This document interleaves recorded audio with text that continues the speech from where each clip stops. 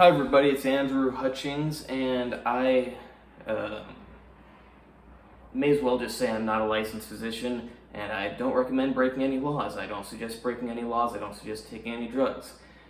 Once again, my phone stopped recording my video, and it actually didn't delete it, but last time I tried to combine two videos, there was an issue with it, so I figured it's deleted, it's gone. So this video is about working out buzzed.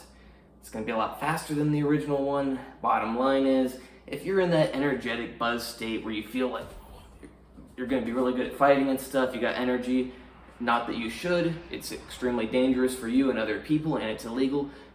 But at this state, you could probably still drive your car, you could still go to the gym, you can still function.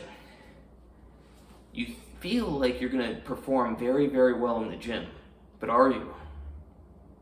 The answer is most likely not.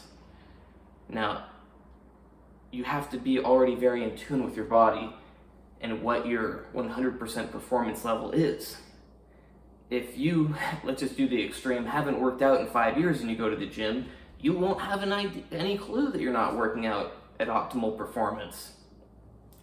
But if you're serious about it, you know how your body is, you will notice. Because alcohol impairs nerve signaling to your muscles, muscle contractility. It impairs mental function. It impairs blood flow. I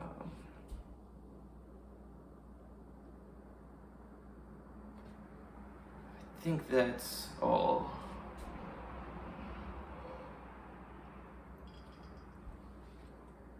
So even though you may be feeling really amped up and strong, you're actually impaired, a little bit weaker, and a little bit less coordinated. But what's actually and you won't be able to lift your absolute best. Now, what's interesting is on the flip side, what if you're like this and you get into a wrestling match or a jiu-jitsu match?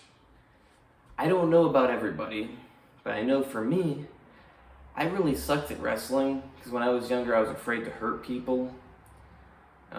Also just because I didn't learn very many of the moves, and because I just didn't have that big of an interest in wrestling. But then I figured out my secret pre-workout drink. The thing is, if you have one of those shaker cups, especially a clear one, but now they make non-clear ones, what you can do is you can put your mixed drink in there, and as long as you colored it with something like pink, everyone thinks that you're drinking Jack 3D or something. I don't know. So I started making my special pre-workout drinks, and whereas before maybe I would go in for a shot, someone would drop down to the side to avoid my shot, and I would miss it and turn around or whatever. When I was at the right level of buzz, and I can't replicate it right now, and also my body doesn't feel so great right now, but I still remember the first day of this. Like, I went in for a shot, and the guy went back or to the side, back and to the side or something, and I had gone in for my shot, and I think I literally rolled over and then took him down. It was just instinctual. It was like my arm missed, and I just went with the flow and took him down, and I won the match right there. Also, around this time, and the alcohol did help, I started losing my fear of hurting people in wrestling matches, and I was a lot strong. I was the same strength pretty much that I am right now when I was 16. So imagine you're a 16-year-old wrestling me, and I was only 145 pounds at my same strength. That's not a good situation if the person has any clue on earth how to wrestle, and if they're not afraid to manhandle you a bit. So I figured out that I'll just grab right here and just throw them down, flip them over, and pin them. Actually, what I ended up doing a little bit after that is I would do that same, just throw them down, or sometimes I would flip them over, or sometimes I would like pull them up and then throw them down. But then I would go in for a cradle, because I still remember the first wrestling match, and no alcohol in this one, where I was trying to get a cradle on somebody, and I wasn't getting it, and then I was like, huh? Why can't I close my arms? In the gym I can do the fly machine for like the whole rack. Why am I not finishing my cradle? So I was like, oh, okay, I'll just finish my cradle. And I didn't even need to lock my hands or anything, and I just was like, ooh, hey, look. And the guy couldn't get out, and I won the match. But that's kind of unrelated. Basically, when I started drinking a little bit of alcohol for wrestling, it made me immensely better. I went from being probably the worst person on the wrestling team, which I know was probably a real shame and sad for my coach, because here I am, super strong. I was a gymnast. I quit gymnastics to do wrestling. I could walk on my hands across the room and back. I could bench press as much as all the seniors when I was a freshman. And I would never win wrestling. I mean, I did win like 2 my first few years. But like, I never won any of my matches until I found my secret weapon, which was my special pre-workout drink, which had alcohol in it.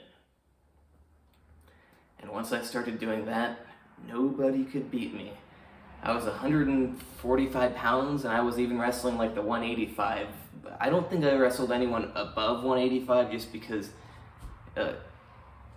it's not pleasant to have someone considerably heavier than you, especially when you're still, I mean, when you're young, you're really resilient, but basically 185 was the people I started wrestling in my practices.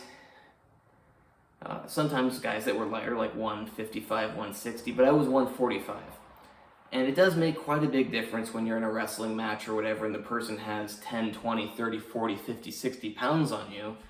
I learned that my very first, not day of wrestling, but my very first fake tournament. I was a freshman, 122 pounds, and being really strong, and also not having a clue about wrestling or anything. A bunch of schools met up, and I saw this guy who, I didn't think he looked too big. I knew I'd probably just as strong as him. And I'm like, hey, you want to wrestle? He's like, how much do you weigh? I'm like, I'm 122. He's like, well, I'm 185. You sure you want to wrestle? And I was like, well, I don't see a problem with it. Let's give it a try. And this is before I even had really any wrestling practice where I sucked. And I was 122 pounds and 14 years old. It did not go well. I was just on the floor the whole time until eventually he managed to pin me. But I did prevent myself from getting turned over a lot. But I mean, when you're 185, you can just lift someone up who's 122 and bounce them all over the mat. But if I had a few years later and my special pre-workout, I would have dominated that guy. Now, right now, I would suck at wrestling. Also, I wouldn't want to do it because my knees aren't as good as when I was younger. Don't want to mess them up. I do want to get back into martial arts. I think when I'm in Belarus, since it'll be affordable, I'll do MMA or jiu-jitsu or judo or something. Krav Maga would be nice, but once they're affordable, because I'll be in a country where things are cheaper, but also, even if they're really cheap, they're not affordable if you have no money to begin with, so that's that. So yes, alcohol, buzz, bad for the gym, good for the play fights. I don't know about real fights.